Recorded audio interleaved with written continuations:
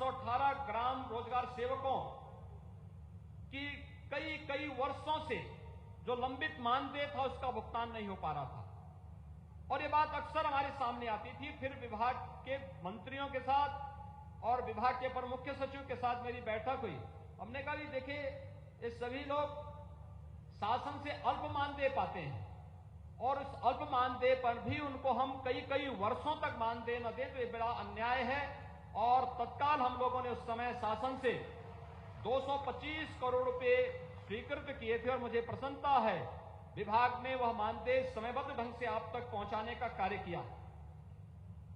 इसी प्रकार से अप्रैल 2020 में मनरेगा संविदा कार्मिकों के मानदेय का भुगतान राज्य स्तरीय केंद्रीकृत प्रशासनिक पूल के माध्यम से, जो नियमित पहले नहीं हो पाता था, अब सीधे उनके खातों में करने की व्यवस्था कर दी गई है। मैं विभाग के अपर मुख्य सचिव और आयुक्त को इसके लिए हृदय से धन्यवाद देता हूं। समस्त महिला संविदा कार्मिकों को, देखिए, अन्य जगह मातृत्व अवकाश का लाभ दिया जाता था, लेकिन जो महिला यहां पर कार्य करती थी उनको नहीं मिलती थी। और मुझे प्रसन्नता है कि समस्त महिला संविदा कार्मिकों को भी अब 180 दिन का मातृत्व अवकाश का लाभ भी मनरेगा में लागू कर दिया गया है। इसका लाभ उन हजारों मनरेगा में कार्य करने वाली बहनों को प्राप्त होगा जो लोग अपने परिवार की व्यवस्था का संचालन इसके माध्यम से करते हैं, लेकिन कभी उनके परिवार में कोई ऐसी स्थिति आती थी और उनको घर में रहना पड़ता था तो वे इस मानदेय से वंचित रहती थी। अब ऐसी नौबत नहीं आएगी और मैं विभाग को धन्यवाद दूंगा कि उन्होंने महिलाओं के लिए इस प्रकार की योजना को यहां पर भी लागू किया है। ग्राम पंचायतों के नगर पंचायतों में परिवर्तन अथवा नगरीय निकायों की सीमा विस्तार में समाहित ग्राम पंचायतों के ग्राम रोजगार सेवकों को उसी जनपद की रिक्त ग्राम पंचायत में समायोजन के लिए भी प्रदेश सरकार ने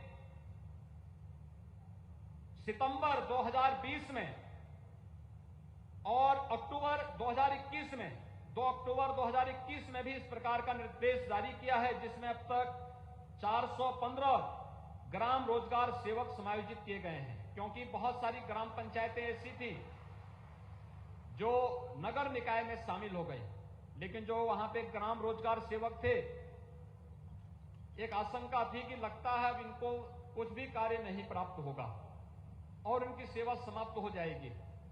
लेकिन जब हमारे दोनों विभागीय मंत्रियों ने इसकी चिंता की, अपर मुख्य सचिव ने इस कार्यक्रम को आगे बढ़ाया और मुझे प्रसन्नता है कि लगभग 600 ग्राम पंचायतें हमारी नगर निकाय में शामिल हुई हैं और उसमें से 415 ग्राम रोजगार सेवक अब तक अन्य गांव जनपद के अन्य ग्राम पंचायत में उनको समायोजित किया जा चुका है। और अगर कोई और बचे हैं तो उनको भी एक समय सीमा के अंदर समायोजित करने का कार्य विभाग करेगा। ये मैं पूरा विश्वास के साथ कह सकता हूं कि कार्य समयबद्ध ढंग से आगे बढ़ेगा।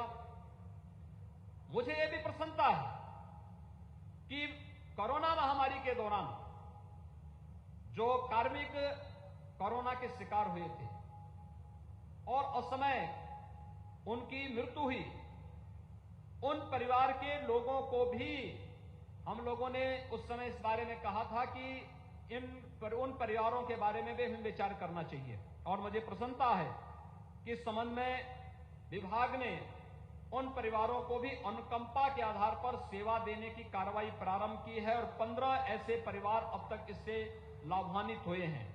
ये शासन की संवेदना को और विभाग की संवेदना को प्रदर्शित करता है।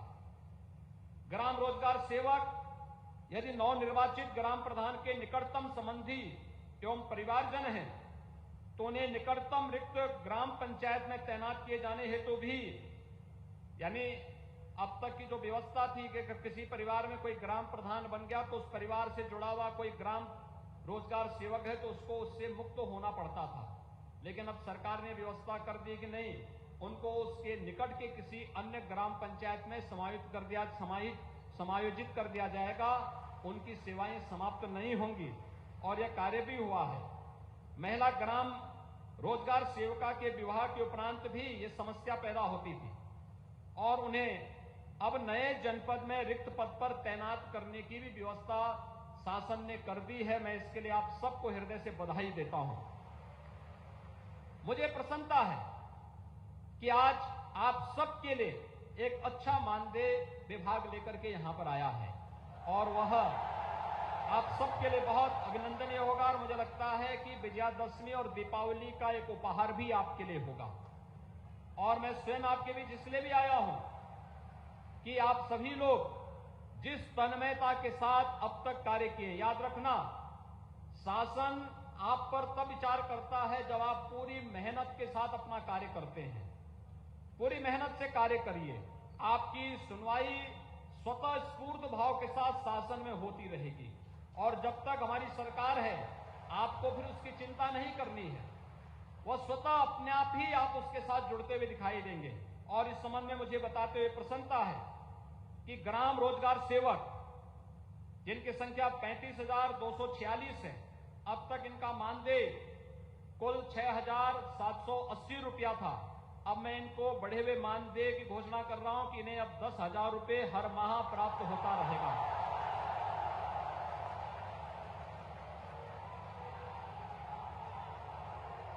तकनीकी सहायक, आप सबको मेरी बधाई, आप सबको मेरी बधाई। तकनीकी सहायक 4,122 इनकी संख्या है। इनका मानदेय 12,656 था, अब इन्हें हम 15,656 रुपये का भुगतान किया करेंगे। कंप्यूटर ऑपरेटर, इनकी संख्या 574 है और इनको भी अब तक 12,656 का भुगतान होता था, इन्हें भी हम 15,156 रुपये की अब यहां पर उनका भुगतान किया जाएगा। अतिरिक्त कार्यक्रम अधिकारी 567, इन्हें 31,640 का भुगतान होता था, मानदेय मिलता था, अब इन्हें 34,140 का यहां पर मानदेय इनको प्राप्त होगा। लेखा सहायक 441, इन्हें 12,656 मानदेय प्राप्त होता था, 15,156 मानदेय इन्हें प्राप्त होगा। ऑपरेशन सहायक 2, इनकी संख्या थी, इन्हें 15,820 रुपये का अब तक मानदेय प्राप्त होता था, इन्हें अब 18,320 रुपये इन्हें प्राप्त होंगे। हेल्पलाइन एग्जीक्यूटिव 13 इनकी संख्या है, 15,820 इनका मानदेय था, अब इन्हें 18,320 का मानदेय उपलब्ध होगा। चतुर्थ श्रेणी कर्मी 7 इनकी संख्या है, 7,910 इनका मानदेय था, अब इन्हें 9,000 रुपये मानदेय प्राप्त होगा।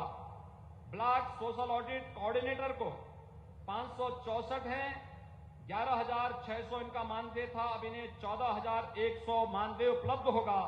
और डिस्ट्रिक्ट सोशल ऑडिट कोऑर्डिनेटर को जो 46 संख्या है, 17,400 के स्थान पर अब 19,900 का मानदेय इन्हें प्राप्त होगा।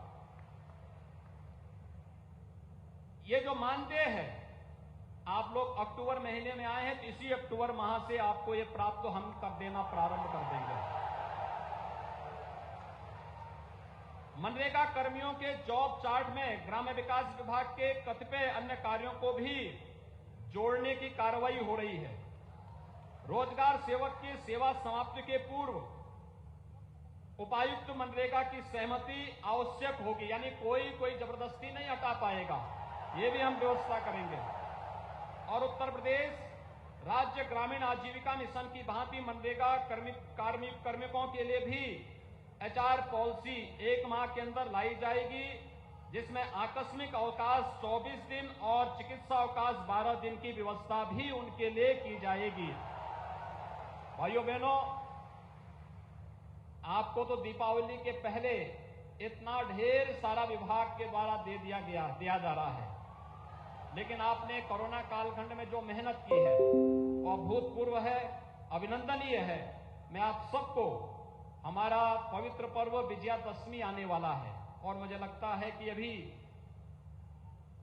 3 दिन के बाद हम लोग शारदीय नवरात्रि के आयोजन के साथ जुड़ेंगे और 15 अक्टूबर को विजयादशमी होगी।